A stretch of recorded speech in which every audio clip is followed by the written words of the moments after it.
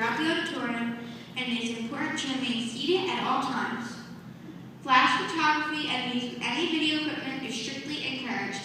And now, the 2013 production of How the Grinch Stole Christmas.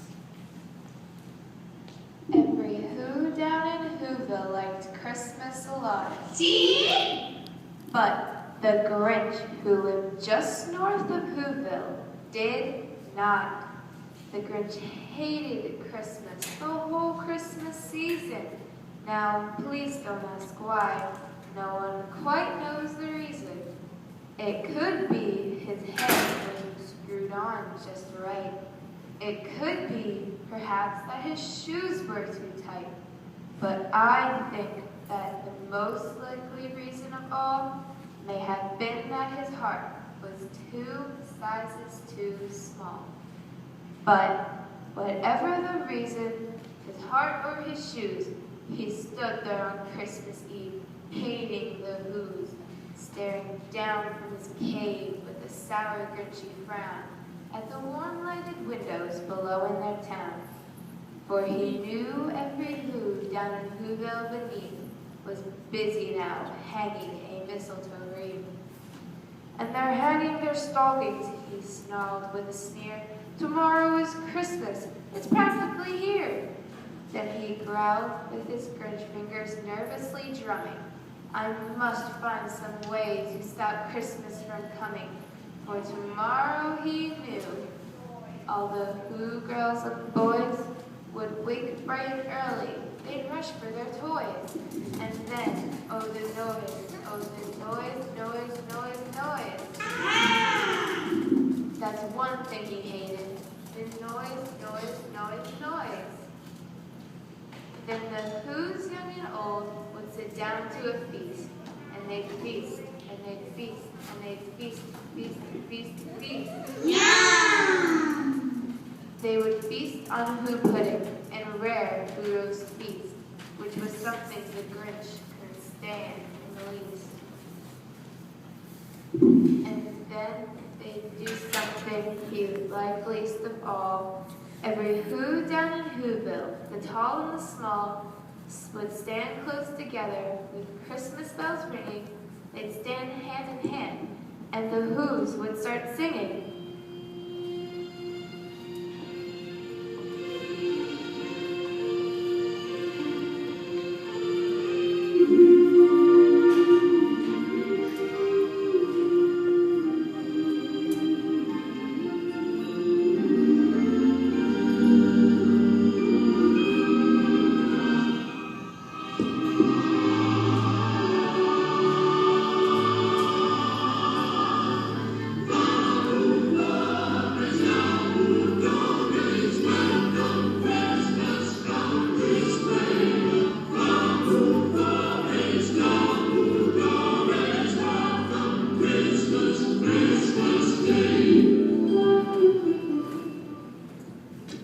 They'd sing, and they'd sing, and they'd sing, sing, sing, sing. And the more the Grinch thought of this Who Christmas sing, the more the Grinch thought, I must stop this whole thing. Why, for 53 years I've put up with it now. I must stop this Christmas from coming, but how? Then he got an idea, an awful idea. The Grinch got a wonderful, awful idea. I know just what to do. The Grinch laughed in his throat, and he made a quick Santa Claus hat and a coat. You're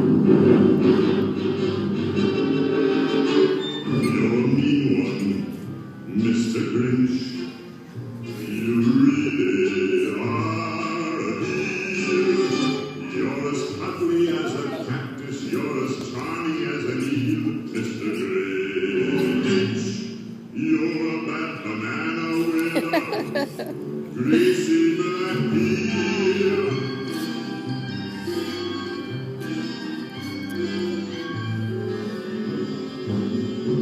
You're a monster, Mr. Grinch. Your thoughts an empty hole. Your brain is full of spiders. You've got garlic in your soul, Mr. Grinch.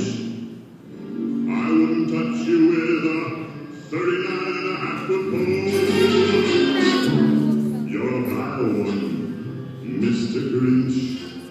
You have termites in your smile.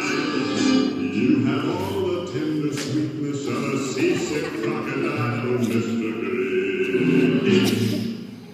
Given the choice between the two of you, I'd take the seasick crocodile. And he chuckled and clucked. What a great Grinchy trick! With this coat and this hat, I look just like St. Nick. All I need is a reindeer. The Grinch looked around, but since reindeer are scarce, there was none to be found. Did that stop the old Grinch? No, the Grinch simply said. If I can't find a reindeer, I'll make one instead. So he called his dog Max. Then he took some red thread and he tied a big horn on the top of his head. Then he loaded some bags and some old empty sacks on a ramshackle sleigh and he hitched up old Max. Then the Grinch said, "Get up!" and the sleigh started down toward the homes where the Who's lay a snooze in their town.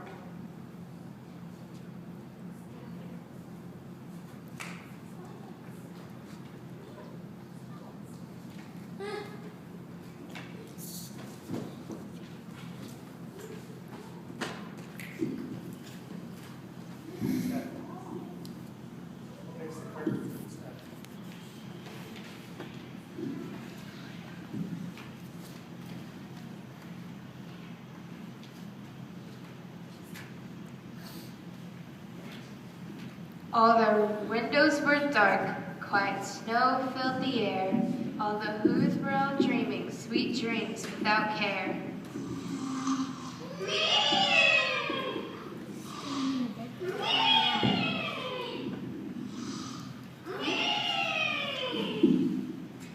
When he came to the first little house on the square, "This is stop number 1, the old Grinchy claws hissed, and he climbed to the roof with the bags in his fist. Then he slid down the chimney, a rather tight pinch, but if Santa could do it, and so could the Grinch. He got stuck only once, for a moment or two, then he stuck his head out of the fireplace flue, where the little Who's stockings all hung in a row. These stockings, he grinned, are the first things to go. Then he slithered and slunk, with a smile most unpleasant, around the whole room and took every present: pop guns, bicycles, roller skates, drums, checkerboards, tricycles, popcorn, and plums. And he stuffed them in bags. Then the Grinch very nimbly stuffed all the bags one by one up the chimney. Then he slunk to the icebox. He took the Who's feast. He took the Who pudding. He took the roast beast. He cleaned out that icebox as quick as a flash. Why, that Grinch even took the last can of Who hash. Then he stuffed all the food up the chimney with glee. And now, grinned the Grinch, I'll stuff up the tree. And the Grinch grabbed the tree, and he started to shove, when he heard a small coo of a dove. Coo! He turned around fast, and he saw a small Who, little Cindy Lou who was not more than 2. The Grinch had been caught by this tiny Who daughter, who'd got out of bed for a cup of cold water. She stared at the Grinch and said, "Santa Claus, why? Why are you taking our Christmas tree? Why?" But, you know, the old Grinch was so smart and so slick, he thought up a lie, and he thought it up quick. "Why, my sweet little tot," the fake Santa Claus lied, "there's a light on this tree that won't light on one side. So I'm taking it home to my workshop, my dear. I'll fix it up there, and I'll bring it back here." And his fib fooled the child.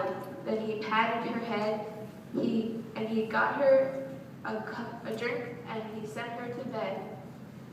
And when Cindy Lou Who went to bed with her cup, he went to the chimney and stuck the tree up. Then the last thing he took was the log for their fire. Then he went to the chimney himself, the old liar. And their walls he left nothing but some hooks and some wire. And the one speck of food that he left in the house was a crumb that was even too small for a mouse. Then he did the same thing to the other whose houses, leaving crumbs much too small for the other whose mouses.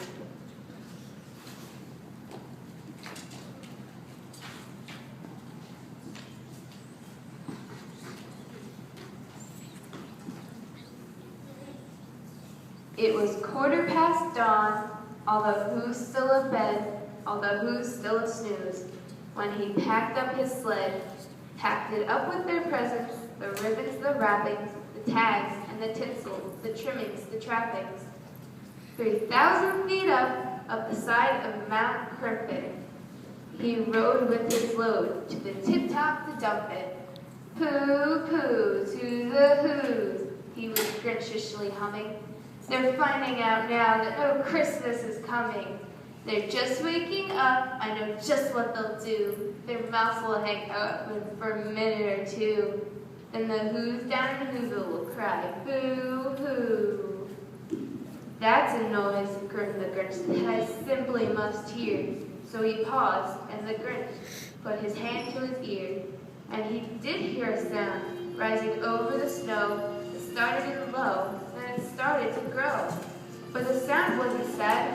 Why, the sound sounded merry. It couldn't be so. It was very, very.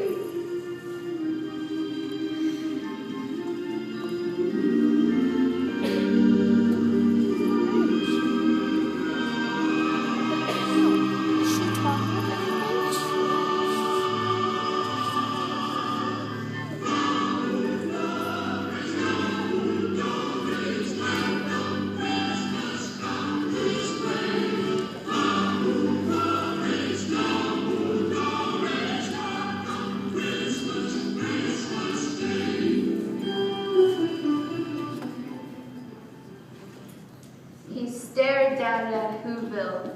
The Grinch popped his eyes. Then he shook. What he saw was a shocking surprise.